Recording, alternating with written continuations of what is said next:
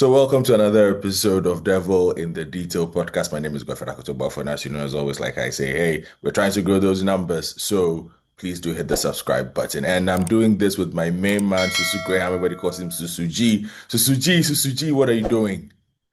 I am chilling. I'm ready to talk. All right, let's talk about this. I know we're supposed to start the conversation with one of your favorite topics, tactics, but certainly we must talk about Tottenham Hotspur and we must talk about Arsenal a bit. And I will start with Arsenal because they hijacked Tottenham Hotspur to get Eberechi as a quickly. How does this change the dynamic for Arsenal? Everybody says, look, pressure's on Arteta now. He definitely has to deliver a result. Yeah, I'm a bit surprised by this move. And the reason I'll say this is they told us this move happened because Kai Havertz got injured. And it's making me wonder. So if Havertz hadn't gotten injured, he was happy with the attack as it was. That bothers me when I look at Arteta and how much he spent. I saw a graphic today about managers who have spent the most since last winning a trophy. Spent €1 billion since that FA Cup.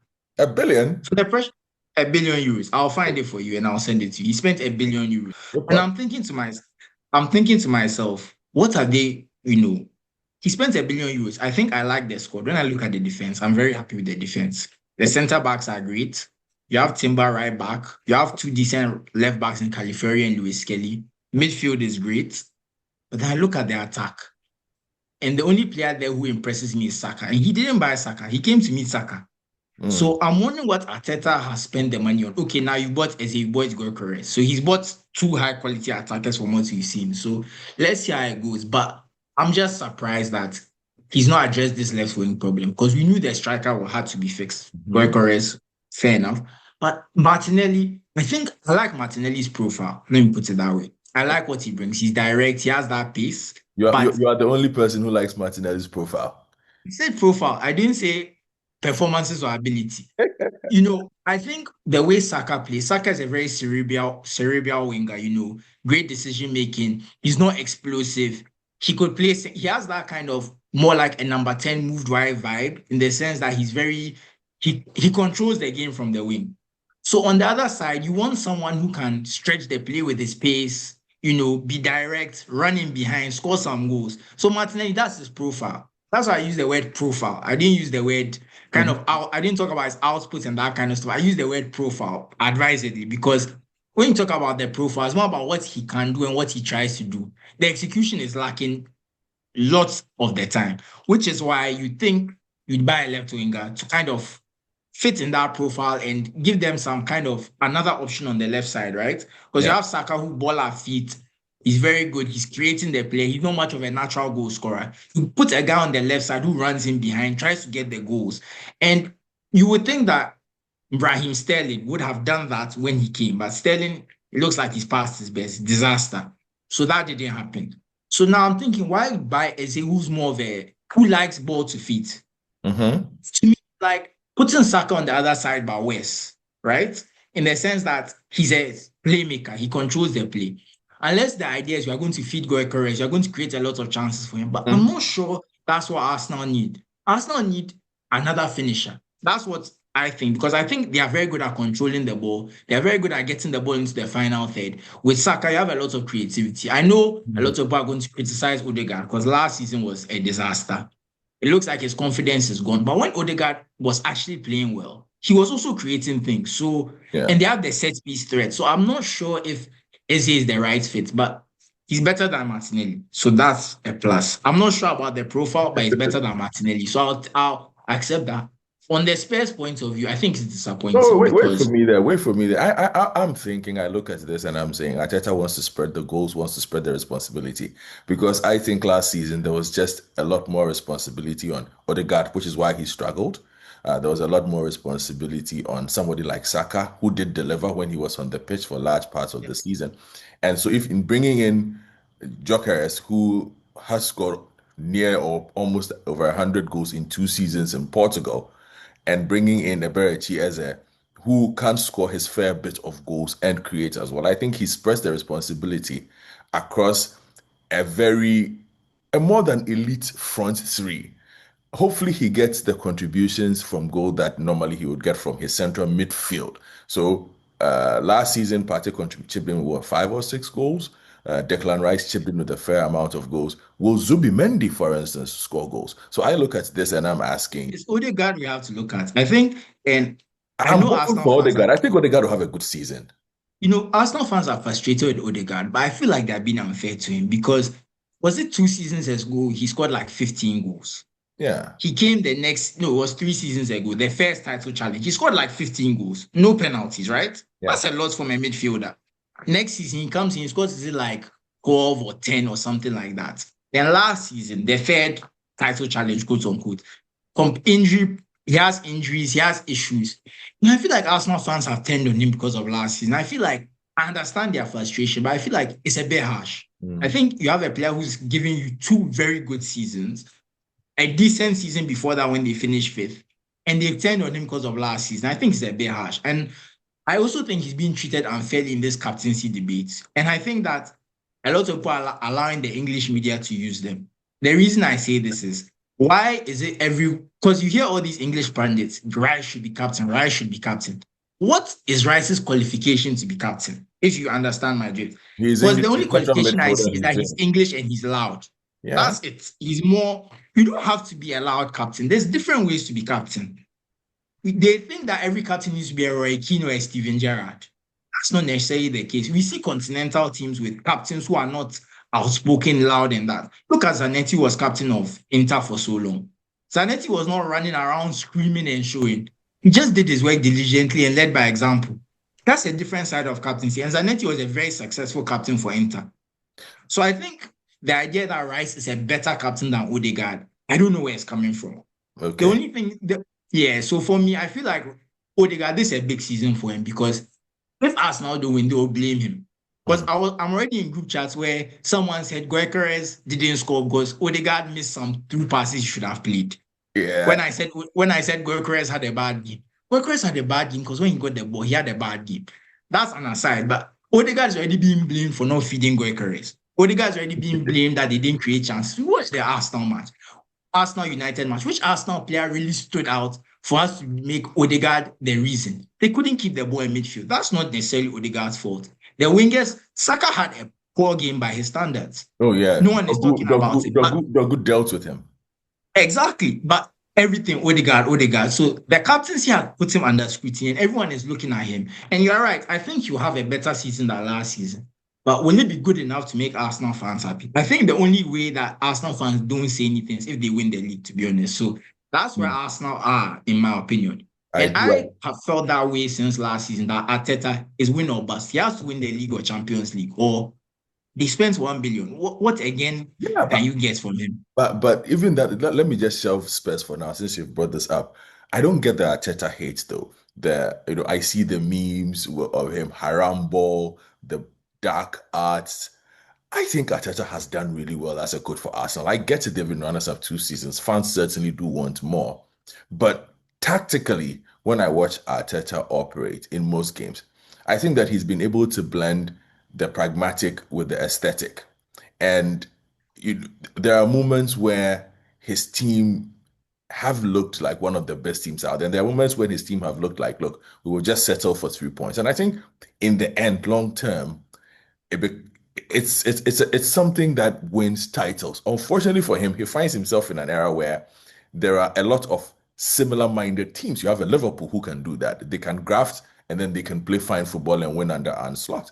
You have Pep Guardiola's side who can do the same thing. I think Pep the past 2 seasons has also proven to be a lot more pragmatic than when he entered the English football scene. So I think sometimes, yeah, people look at Arteta and say, we can do better than Arteta's coaching, or this squad that Arteta has is better than the type of football that Arteta plays. I frankly don't get it. I think it's a lot of bullocks.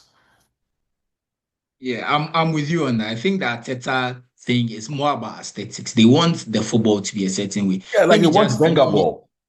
exactly, but let me just give you some stats that prove that this idea that Teta last season they definitely didn't score enough. We agree. But they Yeah. also had their best creator missing for most of the season. So if we are being honest, considering the injuries they have, can we say that Arteta's Arsenal not scoring a lot last season is a coaching failure, or the fact that they just didn't have players? And the reason I'm saying this is let me just bring up some stats because Okay. I just Deliver want to me. put the numbers into. into context. So the first time they finished second, Mhm. Arsenal scored 88 goals in the league, the fourth most in Europe's top five leagues. The only teams that scored more were City, Bayern, and PSG in Europe's top five leagues. That's it. That was the first time they finished second. The next time they finished second, they had the third most goals in Europe's top five leagues. They scored 91. The only Wow. teams that scored more were Bayern and City, who scored 96 and 94. And they had the best goal difference because they conceded only 29 goals. Those teams above them, they had one of the best goal difference because the teams above them all conceded more than them, right? Yeah. Then last season, we get into here where we talk about, okay, they didn't score a lot. So, right, 12 teams scored more than them. This is about when you say top five leagues, that means that's 96 teams. So 12 teams scored more than them. Okay, that's not as impressive, but we know about the injury problems. So when I look at a team like this and I look at these numbers, the idea that they don't attack enough doesn't make sense. They score enough. And when was the last time they lost a game against City, Liverpool, any top six rival? I think it's been almost a year and a half, almost 2 years now going since they lost to a big six team. And I think for Arsenal fans, they always say that the reason all these rival fans complain is that they were so happy that they'll get Wenger or whoever was coach. They'll play all the passing football. They get hit on the counter attack 3 times in the game. They lose 2-0. And everyone's saying Arsenal are soft and things. That thing doesn't happen anymore. Mm. Arteta is, the team is tight. So their argument is that we don't lose the big games anymore. Okay, sometimes there's small games where we have to break down a team, we struggle. It happens to every big team. I feel like a lot of these narratives are overplayed because for me, I get it. They are not as exciting as they used to be. But I can't come and sit here and say a team that when it comes to scoring goals, in the last 3 seasons, they've been top five in Europe's top five leagues per the numbers. They've been Yeah. pretty high. And only last season, when there were a lot of injuries, that they went that high. Doesn't attack enough. They attack enough. Okay, you can say maybe they use set pieces a lot and that kind of stuff. And so what? It's part of the game, isn't it? It's part of the It's part of game. the game. They found an edge where people are not exploiting and they are taking advantage of it. And the results are showing. Even the XG, okay, the XG is a bit lower because of the use of set pieces, but the XG is still high. So every indicator shows that this is a team that creates enough chances. The idea that they don't create enough is results, is what's the word? What do they call it? It's results bias or whatever. Yeah. It's Yeah. outcome bias, yes. Because they haven't won the league and maybe Man City scored more goals than them or something that they didn't score enough. There's always a justification after the fact because they lost. Sometimes it's as simple as Pep is a better coach than Arteta. I don't know why it's so difficult for people to say that and just say, you know what, he met a better coach and he lost the league. So they always come, they are soft, they are this, they are that, there's this, there's that, they are not mentally strong and that kind of stuff. Was it 2 seasons ago, the one Man City won the fourth in a row? Mm. Of their last 18 games, did Arsenal win 14 or 15? It's very impressive. But Yeah. everyone said, oh, they played for a draw at the Etihad, so that's why they didn't win the league, because if they had got those 2 points, they would have won the league. And I'm thinking to myself, how many teams go to the Etihad and win? In the last, is this 2 seasons? I think, including last season where Man City were absolutely horrible. I think they've lost, is it 3 or 4 home games in the last 2 seasons? Yeah. So why are we making it like they should go to Etihad and win and they should just win there? Because they were chasing for Teams a don't win title. there. Because they were chasing for title. I can understand the expectation of, since you are going head to head with this team, when you get there, show a bit more fight, show a bit more ambition. Because When they go what you four need is points make against improvement. City, what more do you, like they got 4 points against City? How often do you hear of a team getting 6 points against the team that's chasing them in the title? It's not happen that two teams are locked in a title race and you hear of one team getting 6 points. It's very rare. Mm. 4 points is very good in a title race. More often you get three. If they split it three, 2 draws, 1 win, 1 draw, that's very normal. To get 6 is like very rare. The So I don't absolute know why best. we are making it like that Okay. 6 points is a given. So fair points to you on this. I think Arsenal fans, you need to calm down a bit on Arteta, with the memes and whatnot. It's gonna be something that is not gonna go away. I think he's been able to establish his own identity, and maybe also him not wanting to be Pep has fed a bit into the perception, and perhaps even how he coaches and how he acts, because coming from the Pep school of coaching, a lot of people would have expected him to be very similar in character, very similar in his outlook. But I think he's been able to carve a unique coaching identity for himself. And hey, I say kudos to Mikel Arteta for coming out there and becoming one of the truly elite coaches in European football. Whether Arsenal fans like it or not, you have a truly elite coach in European football. Hopefully, he's able to deliver you a title. But Susu, we need to move on. Let's talk about I'll Spurs. just say one thing, just the Okay, last thing for a move on. go I on. do agree with Arsenal fans that this is this season or bust. I will say it. They have to win the You league are or just a Champions League. hater. It's That's all. done. You are just a I hater. hate. That's what I'm saying. I'm a fan of Arteta. I think he's done very well. But I think after 6 years of building your project, 1 billion euros spent and all of that, something has to Win. show for it. And I don't think the FA Cup or the League Cup will be enough. Okay. That's all I have to say. Fair points to you. And let's talk a bit about what's happening at Newcastle and Liverpool, who meet on Monday to play against each other. The whole Isak situation. The ambulances should be ready. But I'm asking Wellington has myself, something for them. but I'm asking myself, though, I look at Newcastle and people don't understand why nobody wants to go there for one. Um, they have a very good coach, very good setup, fantastic fans. Everybody who's been to Newcastle will tell you it's an amazing football culture. Absolutely rabid fans they have there. Fantastic stadium, a team that is in the Champions League, but they can't seem to keep anybody. And their biggest player says, "Let me go," with 3 years on his contract. It's all about wages. If we are telling the truth about these things, because revenue and wages, that's the link. Yeah, You can't pay it because Isak is probably the highest paid player on 120,000 a week or 150,000. There's a website, Capology, you can check. It's around that range. Compare if he was at Arsenal or Liverpool or City. He'd be in the middle of the pack, if not one of the lowest ones. In fact, if he was at PSG, yeah, he'd probably be at the bottom of the wage structure, right? yeah, So you are thinking to yourself, if you're Alexander Isak, if I was playing for another club, I'd be probably making triple my wages. Not even double. Double is the bare minimum. You're probably making triple your wages at another club. And that's all it is. Newcastle, as they're trying to buy players, they'll tell them, we can offer you 150,000 a week. mm, And a good example is Benjamin Sesko.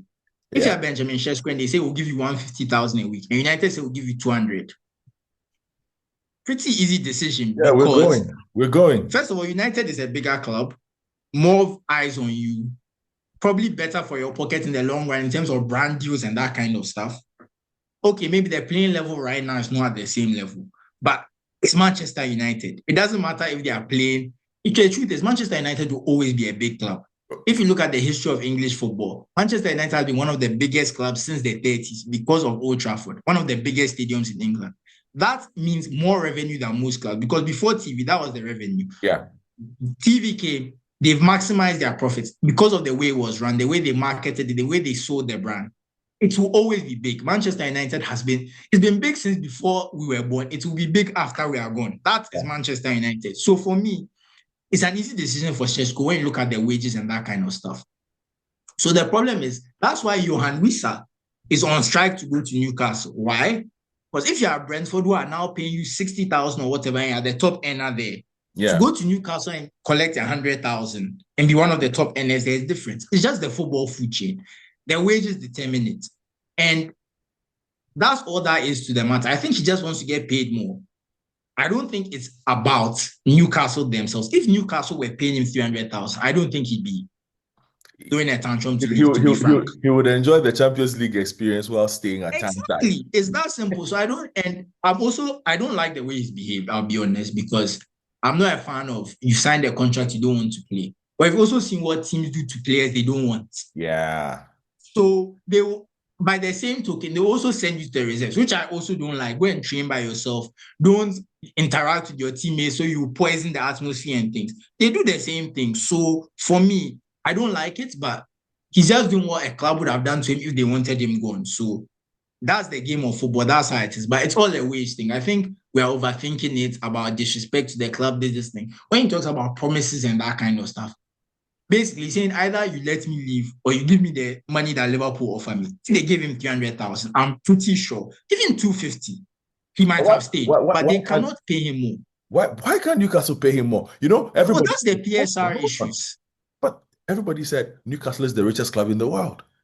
Newcastle is the richest But club. the revenue is not matching the richest club in the world revenue. That's the simple thing because But the PSI is a revenue calculation. So the revenue they are claiming, I mean, they have the richest, the more accurate term is they have the richest owners in the world. Hmm. Richest club in the world is probably Barca, Real Madrid, or United, or whoever. Hmm. Richest owners is more. I think that that's the way we should put Well, it. And gone are the days where the owner just puts his money in the club. The owner and the club are synonymous in the same way. I think those days are gone. You have to find your Manchester City loopholes to start putting money into the club. If you don't do that, you don't do that well, you cannot be a rich club. So, okay. and it will take them time. They need to find a way to leverage their sponsorship, do the deals. I don't know if the Saudis have a national carrier that they can put on their shirts for an inflated sponsorship, something like. Because let's be honest. Let's be honest. Look at Etihad on their shirts. Etihad give them stadium. They want to buy stadium naming rights. They're on their shirts. That's They are doing this. That's what you need to do. Until they get those type of sponsorships, they can't have the revenue to pay 250. Because look at Aston Villa right now. Aston Villa are in a situation where their wage to revenue turnover is about 95. I mean, I'm not a business professor, but I know that if your wages and your revenue are that linked, what money do you have to do any other thing? And that's why they're in the problems they're in. So I think a lot of people are unhappy with the way PSR is. But we've also seen so many clubs mess up by overspending. yeah. Look at Napoli ended up in Serie C, Fiorentina ended up in Serie C, Parma ended up in Serie C. We saw what happened to Leeds. There's clubs in the English in the football league which have gone bust. Too many. Sheffield Wednesday are having issues right now. So I can understand why these rules are there. I can understand why fans are frustrated. But would you rather your football club last another 100 years or you have 5 years where things are good? Then once the owner gets bored, he's gone. Look at Malaga. I know you remember when Malaga bought all those guys.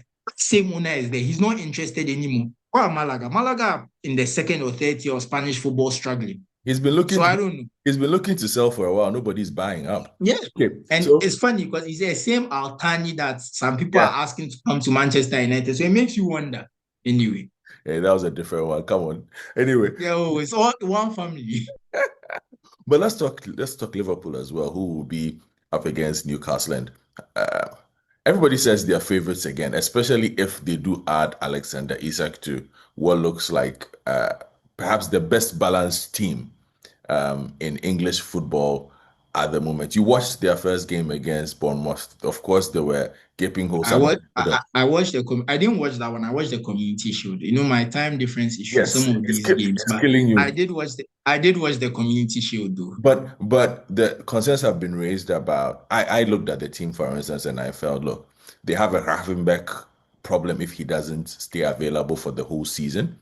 Um, I think the English league is also going to be a lot more ready, and by that I mean the teams for what Liverpool presents to them as a challenge, which is why they have upped the ante in terms of quality. I mean, I'm not still too sold on the overall contributions Ekitike is going to give, although the early signs are fine. You know, people are Liverpool fans, you have every right to be excited. I'm just sitting in my small corner somewhere in Accra and I'm saying, I will give him I will give him half the season and then we will talk about it because I've seen Ekitike for the past 4 years.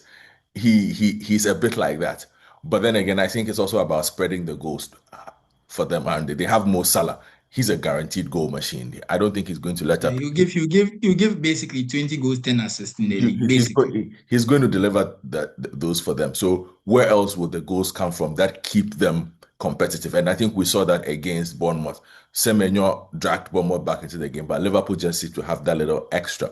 Do you see a season where just tell me what you see with this Liverpool team? Do they have what it takes if they add, even without adding Alexander Isak, and if they do add Alexander Isak? I don't like the early signs, to be honest. Oh, what don't you like? Yeah, I think every time I've seen them, maybe like you said, the Gravenberch problem, but it seems when he doesn't play, they are very open. Mm-hmm. Because what I've seen from at least the highlights of the Bournemouth game and watching the Crystal Palace Liverpool game, they seemed very open. I did not like it at all. And that's one of the things that they weren't last season. They were not open at all, which is why when they were buying Jeremy Frimpong, I was concerned. Because we've all sat here and complained about Trent Alexander-Arnold for years and years that he can't defend, only for them to buy Frimpong, who's basically the same. The He's only not. So advantage. I don't buy that. I think people tend to stereotype Jeremy Frimpong simply because hold on. I think Jeremy gets a raw deal with this. I think he's a much better defender than people give him credit for. Jeremy has played in a lot of systems where he was not a wing back. Jeremy played in a system like that at Celtic where he was not necessarily a wing back. When he joined Leverkusen, he was at Leverkusen before Xabi Alonso came. Alonso. They were not playing that system. He was playing as a regular wing back. He was not hitting high numbers because he was playing as a regular wing back. I think Xabi Alonso found a way to maximize his skill set. But I think people don't give him as much credit for being, he's a much better defender than people give him credit for, I think. I also think Trent is a much better defender than people give him credit for, to be honest. But my point is, I feel like they're in the same ballpark, right? And I feel like because they are both flying, I would have thought, my personal opinion is, when I look at this team and I look at the way a lot of these tactics are set up, knowing that you're not going to get much defensive work rate from Mo Salah, Joe Gomez would be a better fit at right back. Because you know Milos Keke is also going to push up, right? Yeah. In the sense that he's more of an adventurous fullback as well. He's not done that much so far, but when I look at the profiles of the players they have, I would have thought that Frimpong was not the right buy if you were also going to buy Kekes on the other side. I would have thought they should have gone for someone a bit more conservative and with a different skill set. Because right now, it's not about Frimpong being bad necessarily. It's more he's okay. But what they needed was knowing that you have balance. So if you buy Frimpong or Kekes, I felt like it should have been one or the other. In terms of the profile you go on the other side, where you go for a more defensive fullback on the other side. So it wasn't even about Frimpong necessarily being bad. It's just that I feel like he's still in the same boat as Trent, where you are a bit better going forward. And Mm-hmm. that's going to be your better contribution for the team. Whereas on the other side, you won't be as good. You'll be exposed once in a while. It will cause problems. Then on the other side, you'd hope that, okay, you get another. Kekes look good for Bournemouth, but also Bournemouth's high energy, high pressing system. Sometimes you are not getting that one-on-one threat from wingers in the same way. So I'm not sure about the defensive. And then when I look at the midfield he's played so far, I think what the community shield was it Curtis Jones and Soboslai, and then he went with Soboslai and McAllister. Yeah. Both times, it's scary to me because I'm not, and that's why I like Arteta because Arteta would never do something like you put some solid guys there to make sure that the middle is strong. You get what I'm saying? I like coaches like that who know that okay, we need to keep compact, we need to protect Mm. the middle. When I saw that midfield, it gives me goosebumps. Like I'm just afraid for the type of openness I'm going to see because I'm not a believer in go and play free. I'm a believer in like a coach, your job is to win. If you are going to make the game disgusting for us to watch, but you get your 3 points, credit to you. I'm going to be annoyed when I finish the match. I'm also going to applaud you for getting the job done. So maybe you're right. Maybe it's just because Gravenberch is not playing. Mm-hmm. But if Gravenberch is going to have to basically play 38 games, because he doesn't seem to trust Endo for this team's system to work, that's also a worry. So, like I said, I'm not happy with the signs because I feel like now Annie Slot has, now that he has the chance to put his stamp on the team, he's overdone the attacking. I think maybe the Dutch in him is kind of is leaking out. Let's go all out attacking and let's, because I feel like it was the same with Ten Hag. The first season, a bit more compact. You know, they were grinding out results. They didn't lose at home. He got his chance and the team just became open. So I don't know whether we are seeing the same thing with Arne Slot that we saw with Ten Hag, where the second season, the team became more open. The results got worse. I don't know. I don't Mm. want to predict that far. It's not like I don't trust Arne Slot because last season, he was very smart. He knew when to be conservative and that kind of stuff. So I'm a bit surprised by what I've seen so far. But like I said, if this is what we're going to see throughout the season, where they're going to make everything like what's the word I'm looking for? A basketball type game, I don't think it will end well. I think they will regress and it won't be good for them. Okay, let's do two quick things and then we will call it a day for our first chat. And like I say, hey, just hit the subscribe button. Let's get those numbers going. So and I will be having these chats very regularly. So two things, and one frustrates me, and then I'll ask you one. So um, I'm kind of frustrated because today the Ghana Football Association announced that Maxwell Kunedu is back as under 20 coach, and I was hitting my head against the wall. So I was like, it's like, what is it with the musical chairs? Stop it already. And I kind of decided to go and check the list of top flight coaches. By that I mean like A-rated coaches in the Ghana Football Association's database. Ask me how many A coaches we have. Ask me. I'll say maybe 6 or 7. 92. Really? Yes. You see, the reason I said 6 or 7 is that we are because of the musical chairs. So I was thinking there's 92. a lack of options. No, there are 92.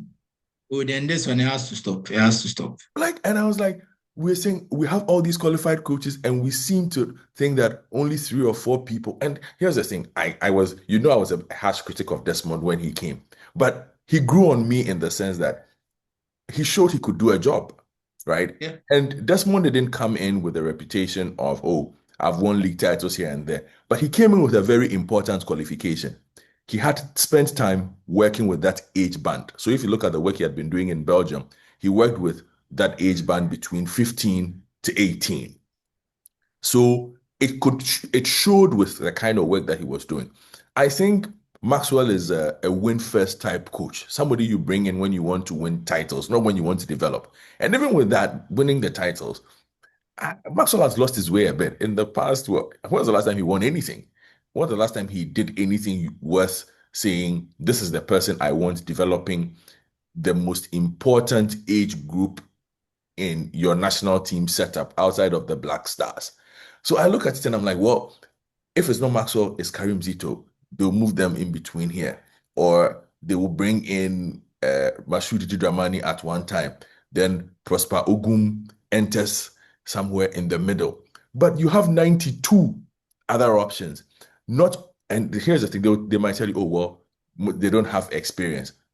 But some of them are, I looked at the list, for instance, and I know most of the, because, I spend a lot of time with grassroots and school sports rather than the, Yeah, exactly.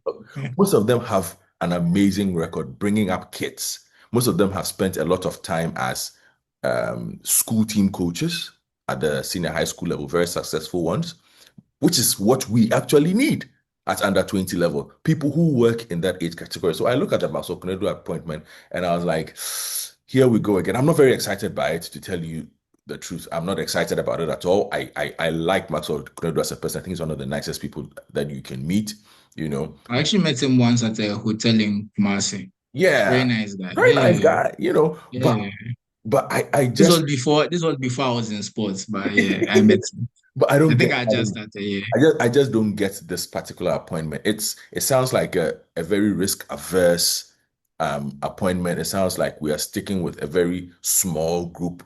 And I'm just saying that the FA needs to open up. They've got a lot more options than they think they have. In fact, they've got 91 other names to select from, so they should go into that pool. And even with under 20, I don't even think so. It's a matter of even dipping into the category A pool of coaches. Even the B licensed coaches can do a good job when it comes to the national under 20. Oh, Some of them are 100%, in that 100%. category. Plenty of them. So I don't know why we are making these appointments like we don't have names. But anyway, hey, that's me on this one. But what I wanted to ask you, or you wanted to say something on this one? I want to say that is easy. You're right. The thing is no. I think it's something to do with the wider culture we have in Ghana about the way things are decided. You look for people you trust, in that sense. So they've created this core group of coaches they trust, which is why they move them around. That's what it is. And it's a GFA problem. And I always tell, one of my friends, Safo, that I don't like to worry myself about what the GFA do because the GFA know what they want to do. It's us who want best practices and coherent leadership. They know what they want to do. You sound We are like the me. ones who are You sound like me. You're the ones who are stressing ourselves that, oh, you need to do this the right way, you need to do this the right way. It's basically that they decide that we trust these guys, we can work with these guys, we know how we want to run the national team, and they'll play ball. They feel like maybe the other person they bring, they don't know the type of relationship they have with them, the way the person behaves, so they don't want to bring them. That's how I see it, honestly. I feel like it's more so that they just trust these people, they have a way they want to run it. It's not about running the football team in a certain way. It's about it's not about playing in a certain way, it's about managing the FA and the players in a certain way. We are always talking about where are these players coming from, how do they select them, all of these things.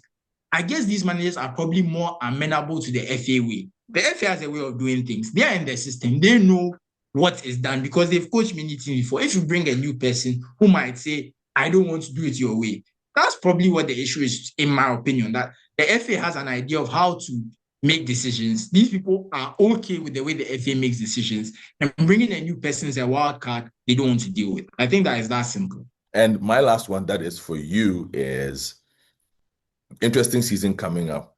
In 2 minutes, tell me which two Ghanaian players you are looking forward to watching this season. Oh, it's Kudus and Semenyo, of course. Oh, I you're think stuck it's in the very EPL. For somebody who loves watching the Serie A, I'm shocked you are stuck all in the No, the EPL. reason I'm saying this is that Okay, Kudus go. has made a big move to a Champions League club. We know that that's the biggest stage in football. This Yeah, is a new manager, a new era at Spurs. He started very well so far. Let's see what he can do because I say Kudus is one of the most talented players Ghana has ever produced. yeah, And because of that, we want him playing at a high level and perform. The last great talented attacker we had in Abedi Pele, we saw him at Marseille. He was a Champions League winner. He was playing at a high level. He was considered one of the best players in Europe. mm, And Kudus reached that level. And I think Spurs is a big step in that level because even if you're at Spurs and you don't have to move to a top team to be considered, you don't have to move from Spurs to be seen as one of the best. We saw Kane and Son being considered as some of the best in their positions playing yeah, for Spurs. So you are basically at, even though you're not at the highest level of club, you're not at the Real Madrids, the Barcas, the Liverpools, the not anymore, but the Milans, the two Milan teams, they're not at that level, but they have the name brand recognition. In Spurs, you're at a club that's probably top 15 in the world, right? yeah. So performing there is such a big platform. Performing the Champions League is such a big deal. Is why I want to see it. And with All right. Semenyo, the reason I say this is that he was the guy we thought would make that move. I did not think Kudus would make that move this summer because of how poorly last season went. Played, I yeah. thought Semenyo was more primed to make that move, but he surprised me by signing a new contract at Bournemouth. So I'm interested to see how that plays out, whether Okay. he keeps the momentum and that kind of stuff. So that's why those are the two players I'm most interested in. Okay, so for me, I'm looking forward to seeing how Kamaldeen Sulemana does in Italy. I think he's a player a lot of people have looked forward to for a while now, and we have not gotten our money's worth from a player who was supposed to be a dual threat with Mo Kudus. Injuries, I think Exactly. also a few personal life choices. I think it gets to a point where he hasn't been as motivated as he should be. I think Kudus has shown a significant level of motivation over the period. So I'm interested in seeing him getting that move to Italy, which is a tad slower than what he would be used to in England, and his explosive pace, trust from a coach in Europe. I'm interested in seeing what he does. And then I'm also interested in seeing, kind of like you, what Mo Kudus does this season. I think he's an exciting player. I think he has ability. I still think we haven't seen him push world-class level yet. He's getting there, but if he's able to deliver a consistent season at Spurs, it is going to be worth watching. Anyway, so Susu, thank you so much for doing Devil in the Detail with us. We'll be back. We'll be back. And like I said, just keep on subscribing.